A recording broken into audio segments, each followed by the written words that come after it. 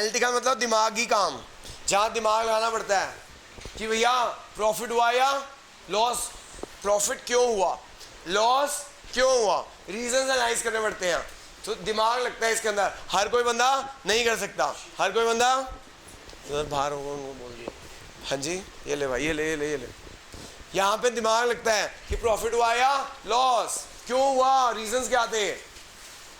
ठीक है जी, रीजंस क्या थे, इस समय लॉस हो गया, रीजंस क्या थे, हमें प्रॉफिट हो गया।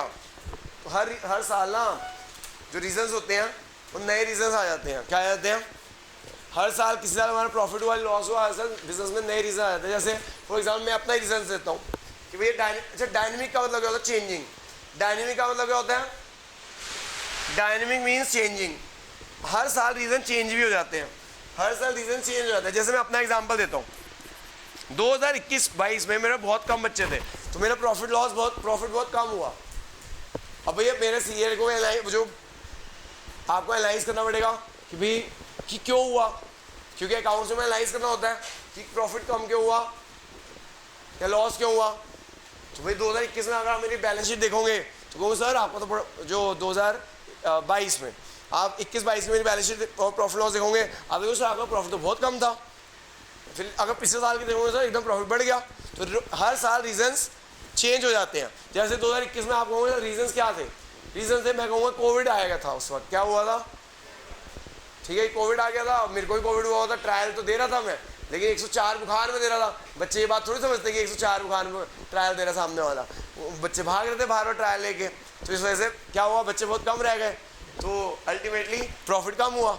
तो ये रीज़न इस तरह से एनालाइज किए जाते हैं। अगले साल में टेक्नोलॉजी लगा ली भाई ऑनलाइन वगैरह, तो बच्चे बढ़ गए, दूर दूर से बच्चे पढ़ने लग गए, तो प्रॉफिट बढ़ गया। इस तरह से हर साल रीज़न चेंज होते रहते हैं। क्या होते रहते हैं, तो डायनेमिक मतलब चेंजिंग। तो ये बड़ा दिमाग वाला काम है और हर साल चेंजिंग काम है, क्योंकि हर साल नए रीजंस फाइंड आउट करने पड़ते हैं, नए रीजंस, और उनका दिमाग लगाना पड़ता है किस तरह से अगले साल प्रॉफिट फिर बढ़ाएं। नेक्स्ट क्या है भैया, नेक्स्ट क्या है, क्या परफॉर्मेंस, कौन परफॉर्म करता है, जूनियर स्टाफ। यानी मैंने अभी बताया आप 11 पास करने के बाद, जी हाँ 11 करने के बाद आप अकाउंटेंट बन सकते हो, आपको 10 हज़ार की नौकरी मिल जाएगी। क्यों भाई संकल्प करना चाहेगा, हाँ जी आगे चलते हैं। उसके बाद यहाँ पे कौन करता है, सीनियर स्टाफ कौन करता है, यानी कि जिसको नॉलेज हो, CA CS ICWA MBA finance, इस तरह एक्सपीरियंस लोग करते हैं इसको, ठीक है, अनएक्सपीरियंस नहीं कर सकते इसको, मतलब क्वालिफाइड लोग करते हैं, इनकी अच्छी खासी क्वालिफिकेशन हो। Next special skills. बच्चों यहाँ पे कोई स्पेशल स्किल्स नहीं चाहिए, कोई स्पेशल स्किल्स नहीं चाहिए। यहाँ पे आपको स्पेशल स्किल्स चाहिए जो आप कहाँ सीखोगे, ट्रेनिंग से सीखोगे, कुछ ट्रेनिंग करनी पड़ेगी आपको, वो ट्रेनिंग करके आपको स्पेशल स्किल्स आएगी। यहाँ पे चाहिए, यहाँ पे नहीं चाहिए।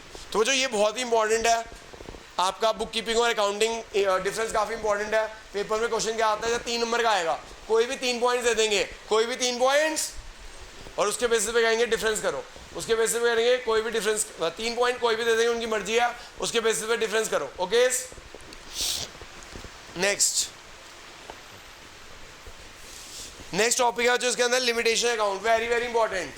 बच्चों 5 लिमिटेशंस है, 5 में से सबसे ज़्यादा इंपॉर्टेंट है विंडो ड्रेसिंग। 100% ऐसा कोई स्कूल नहीं जिसमें ना आती हो, तो limitation is very very important.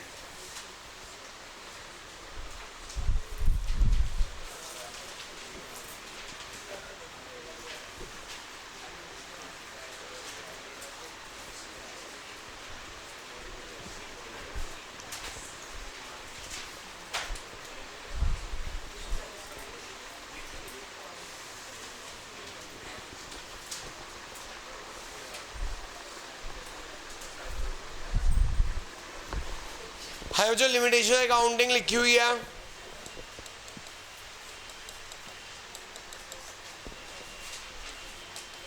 Page number कौन सा लिखी हुई है भाई, लिमिटेशन अकाउंटिंग पेज नंबर 85 पे लिखी हुई है, 85-86 पे लिमिटेशन अकाउंटिंग पेज 85-86 पे लिखी हुई है जी, 85-86 पे लिमिटेशन लिखी हुई है। श्योरी हाँ हाई सुनते जाओ जो लिमिटेशन अकाउंट पेज नंबर 85 86 पे लिमिटेशन अकाउंट हमने लिखी हुई है। देखो पहली लिमिटेशन क्या है, पढ़ो। Accounting is not fully exact, accounting is not fully exact.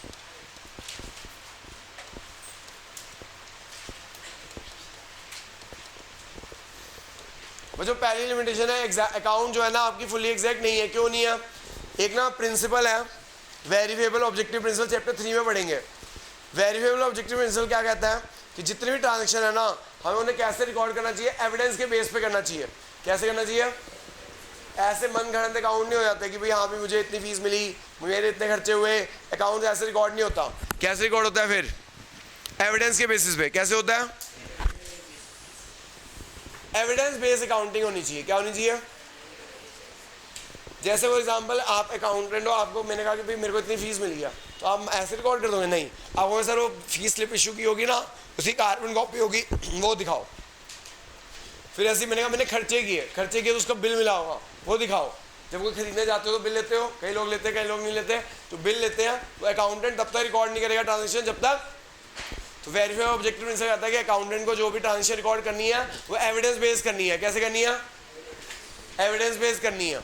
Okay, अगर आपको एविडेंस मिले तो रिकॉर्ड करना, अगर आपको एविडेंस ना मिले तो रिकॉर्ड नहीं करना। ठीक है भाई। लेकिन कुछ ट्रांजेक्शन ऐसी होती हैं जो बिना एविडेंस के बेसिस पे भी रिकॉर्ड करनी पड़ती है, इस वजह से अकाउंट एग्जैक्ट नहीं है। कौन सी ट्रांजेक्शन होती है? अकाउंट्स में हमें एस्टिमेट्स बनाने पड़ते हैं। क्या बनाने पड़ते हैं? एस्टिमेट्स एंड प्रोविजंस बनाने पड़ते हैं।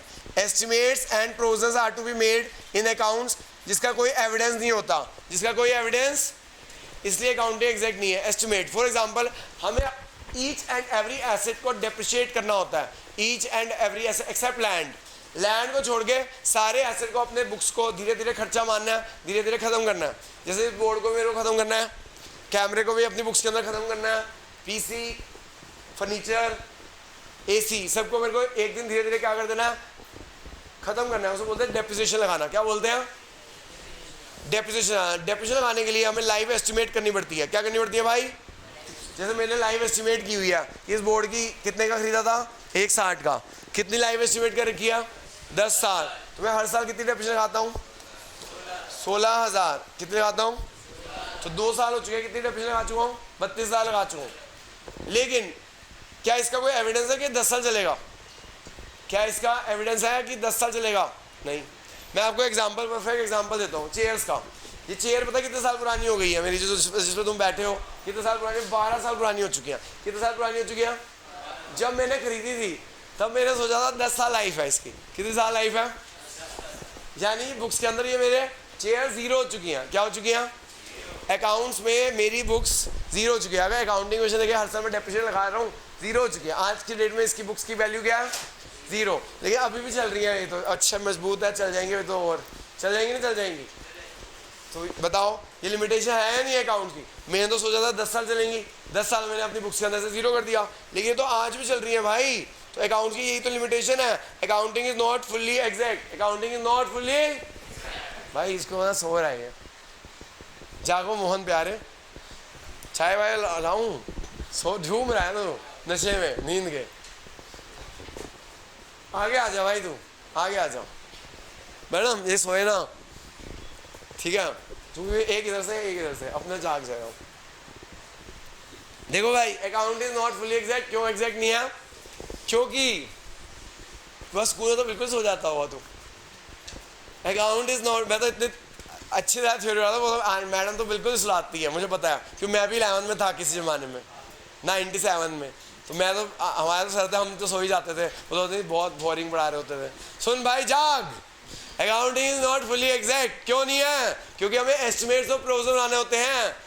क्यों नहीं है? एस्टिमेट और प्रोविजन बनाने पड़ते हैं। एस्टिमेट किसके लिए बनाने होते हैं? एसेट को डेप्रिशिएट करने के लिए। एसेट को, तो जैसे मैं तेरे को एग्जांपल दिया, क्या एग्जांपल दिया? जो मेरी चेयर है बुक से खत्म हो चुकी है, लेकिन अभी भी फिजिकली प्रेजेंट है। समझ आ गई बच्चों बात? क्लियर हो गई एस्टिमेट का पॉइंट? क्योंकि ये इसका कोई एविडेंस नहीं है, इसका कोई एविडेंस, हमें एस्टिमेट करने पड़ते हैं, इसलिए एग्जैक्ट नहीं है।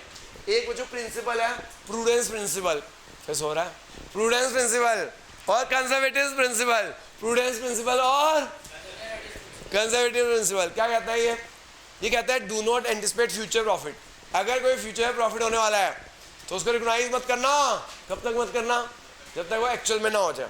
एक बच्चे ने कहा सर मैं 10 बच्चे ला रहा हूँ तो मैं प्रॉफिट रिकॉग्नाइज मत करूँगा, लेकिन अगर मुझे लग रहा है एक बच्चे से ना मैं फीस मांग रहा हूँ रोज मंडे दूंगा भाई मंडे जा रहे हैं, आ ही नहीं रही, मुझे शक हुआ कि भैया मैंने तो सबको नोट वोट दे दिया, अभी ना फीस क्यों नहीं आई मेरे को, पक्का कुछ दाल में काला लग रहा है मुझे। तो अकाउंट्स कहता है, ये कंजर्वेटिव प्रिंसिपल कहता है अगर आपको फ्यूचर में लॉस होने वाले हैं, ये लिटरली क्वेश्चन आता है ये कि भैया डेटर में डिफॉल्ट, ये क्वेश्चन आता है पेपर में, एक डेटर डिफॉल्ट कर जाएगा, क्या हमें क्या बनाना चाहिए? प्रोविजंस। प्रोविजंस क्या होते हैं?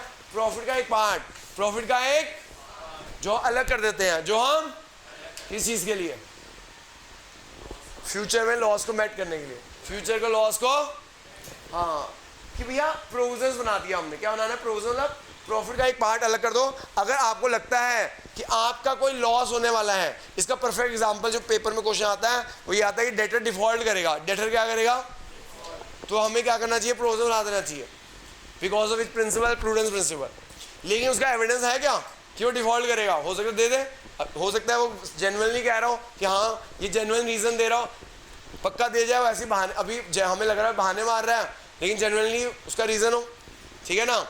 तो यहाँ पे हमें प्रोविजन आने होते हैं। प्रोविजन क्या होता है? फ्यूचर में जो लॉसेस होने वाले हैं उसको पहले से एज्यूम कर लो कि भाई ये लॉस हो जाएगा, उसका कोई ऐसा लग रहा है, हमें लगने के बेसिस पे लॉस बुक कर लो।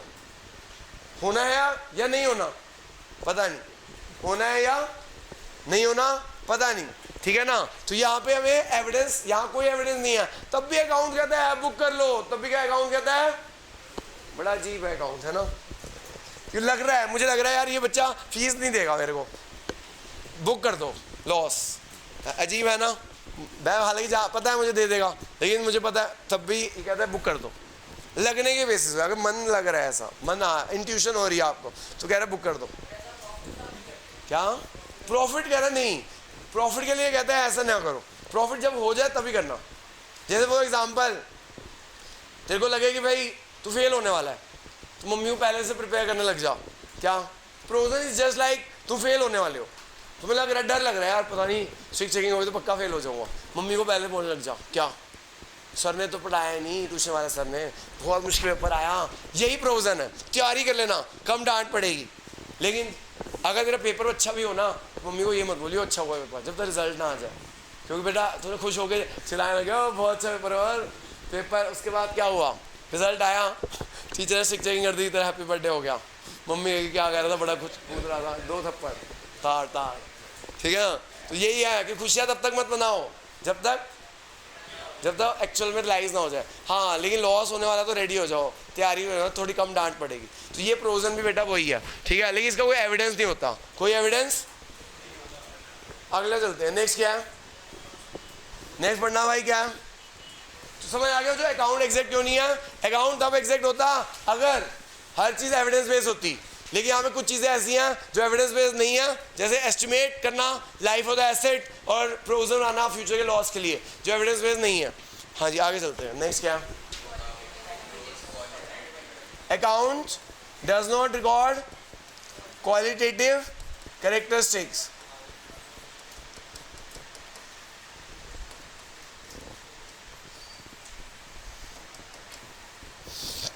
देखो जो अकाउंट से, वो भाई साहब सुन लो, एक मनी मेजरमेंट प्रिंसिपल है हमारा, एक क्या है हमारा?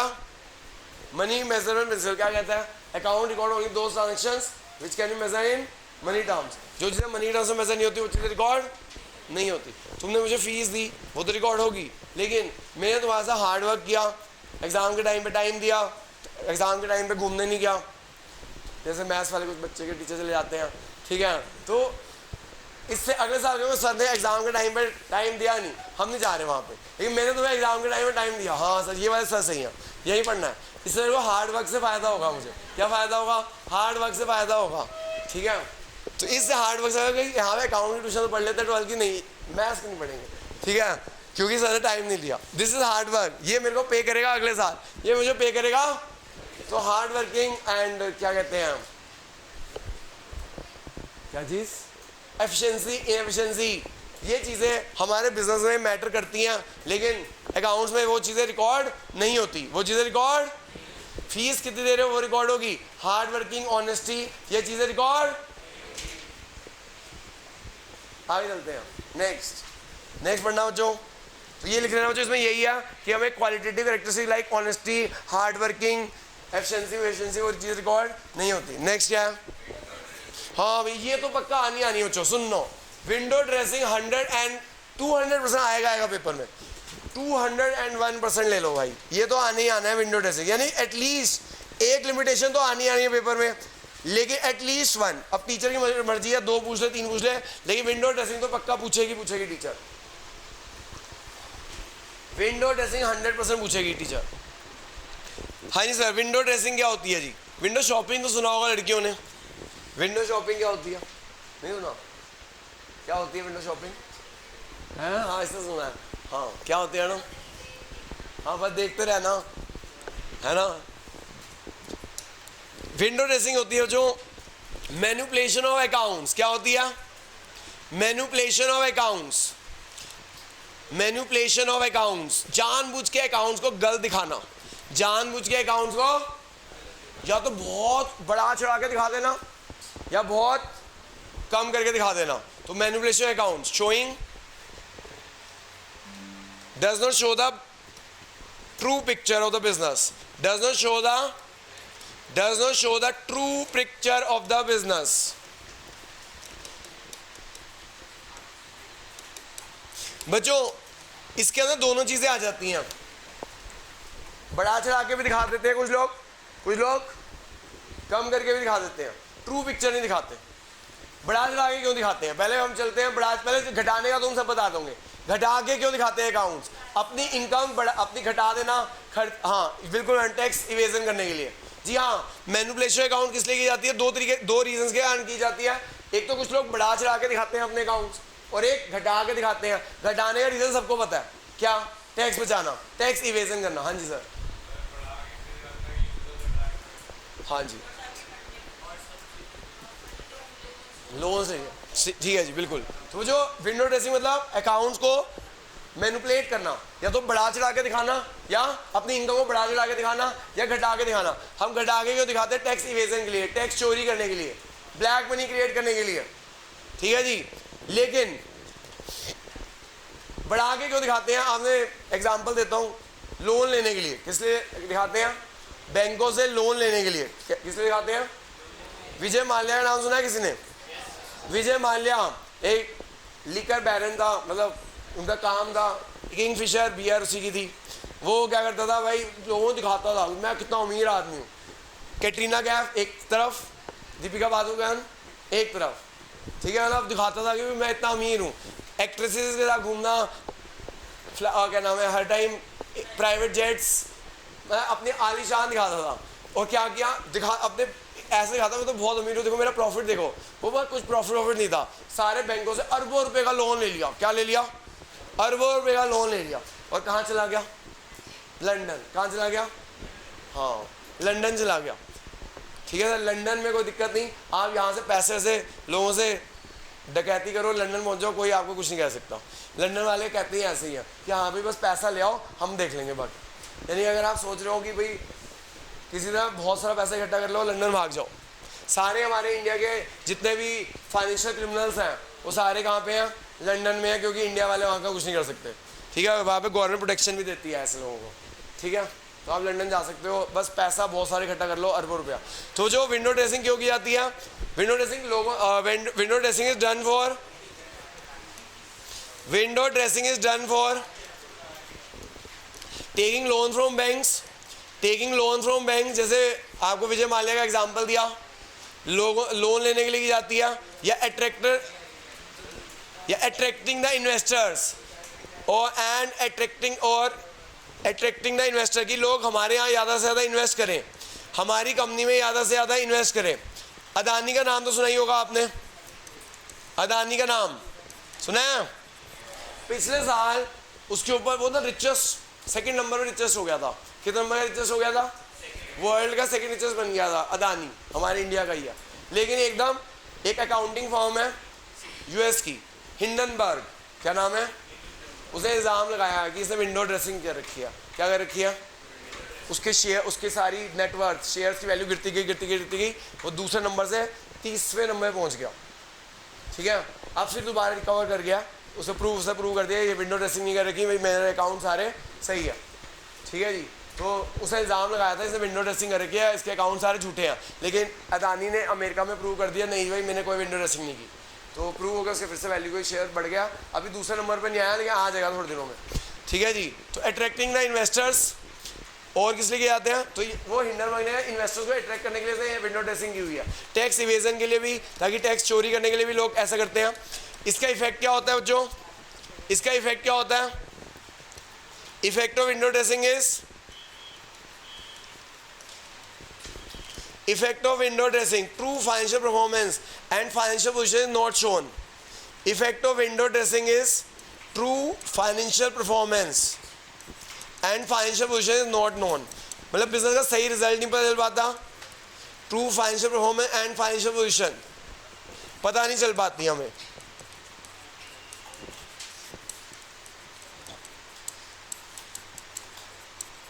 यानी कि हमें पता नहीं चल पाता कि हमारे बिजनेस का प्रॉफिट हुआ या लॉस हुआ, हमारी ट्रू एसेट और लायबिलिटीज कितने के हैं। विजय माल्या ने दिखाया हो तो ये मेरे एसेट, ये मेरे एसेट, कुछ नहीं था। ठीक है, मतलब सब लंदन में चले गए थे, इंडिया में कुछ नहीं थे। ठीक है, थे वो ले लिए सगए। तो जो वेरी वेरी इंपॉर्टेंट गारंटी आएगा ही आएगा विंडो ड्रेसिंग का मीनिंग। विंडो ड्रेसिंग का मीनिंग पक्का आएगा। Window dressing means manipulation of accounts showing better picture of the business what was actually is. Window dressing क्यों की जाती है? क्यों की जाती है? लोन्स लेने के लिए की जाती है, इन्वेस्टर्स को अट्रैक्ट करने के लिए की जाती है, या टैक्स इवेजन के लिए की जाती है। इफेक्ट क्या होता है? ट्रू प्रॉफिट लॉस पता नहीं चल पाता, ट्रू बैलेंस शीट पता नहीं चल पाती। देखो बच्चों, लास्ट दो लिमिटेशन फिर खत्म होगी क्लास। चौथी लिमिटेशन है account does not show the realisable value of the asset. Account does not show the realisable value of the asset.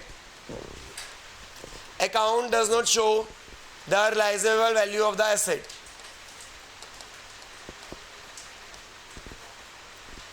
मान लो जो मैंने ना आईफोन खरीदा था, वैसे गरीब आदमी नहीं खरीद सकता, आईफोन खरीदा था 2 साल पहले। कौन सा था 2 साल पहले? 12 था। कौन सा था 2 साल पहले? कौन सा आता था? कौन सा आता था? 13। मान लो आईफोन 13 खरीदा था 2 साल पहले। ठीक है, कितने का आया था? कितने आता होगा 2 साल पहले? 1 लाख, 1.5 लाख का। मान लो 2 साल पहले खरीदा था आईफोन 13।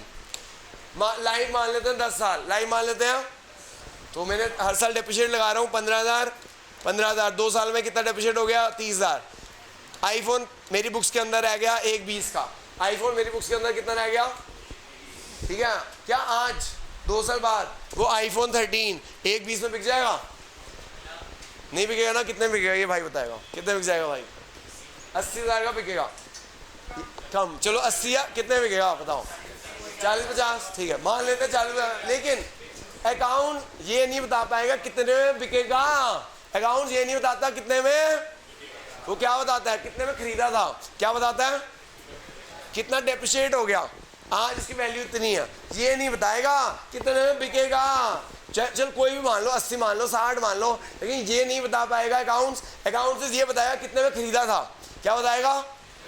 परचेज प्राइस होता है, एसेट तो बता देगा। डेप्रिशिएट कितना हुआ वो भी बता देगा, लेकिन ये नहीं बता पाएगा कि कितने में saleable value of the asset नहीं बता पाएगा। अगर मैं आज वो आईफोन बेचने जाऊं तो वो कितने में बिकेगा? It does not tell the saleable value of the asset. Purchase price बता देगा, डेप्रिसिएशन बता देगा, लेकिन कितने में बिकेगा ये नहीं बताएगा अकाउंट। ये इसकी लिमिटेशन है। समझ की बात? हिस्टोरिकल चीजें बताता है। क्या बताता है? जो हिस्ट्री हो गई, हिस्ट्री हो गई ना 2 साल पहले की, वो बताता है। ये नहीं बताता आज का नहीं बताता कि आज कितने में बिकेगा। आगे चलते हैं। नेक्स्ट लास्ट लिमिटेशन है it ignores the effect of price level changes, that is inflation. It ignores the effect of price level changes. That is inflation. That is, मान लो जो ये चेयर है ना 10 साल पहले खरीदी थी मैंने, ये 10 साल पहले 12 साल पहले खरीदी थी। कितने में? 1,000 रुपए की। कितने में? आज ये चेयर 1,000 रुपये में आ जाएगी। अगर मैं नई चेयर दोबारा लेने जाऊँ आज की डेट में, नई चेयर आ जाएगी 1,000 रुपये में? नहीं आएगी। वो स्टील बहुत बढ़ चुका है, प्लास्टिक की कीमत 10 सालों में बहुत बढ़ चुकी है। आज की डेट में 1,000 रुपये चेयर नहीं मिलने वाली इतनी मजबूत। ठीक है जी। आज की डेट में कम से कम 2000 से कम नहीं आएगी मजबूत शेयर, ठीक है जी। तो ये क्या नहीं बताता कि भैया महंगाई बढ़ चुकी है, अगर मैं नया एसेट खरीदने जाऊं तो उसका replacement value of the asset नहीं बता पाएगा मुझे। क्या नहीं बता पाएगा ये मुझे? Replacement value of the asset. अगर मैं पुराना एसेट बेचकर नया एसेट ले आऊं तो महंगाई बढ़ चुकी है, तो वो आज 1000 रुपये की चेन नहीं मिलने वाली। महंगाई कितनी बढ़ चुकी है वो नहीं बताएगा। नया एसेट सेम एसेट लेने जाऊं तो ये मुझे नहीं बता पाएगा। It doesn't show the replacement value of the asset. तो जो ये 5 लिमिटेशंस थी अकाउंट्स की। Thank you.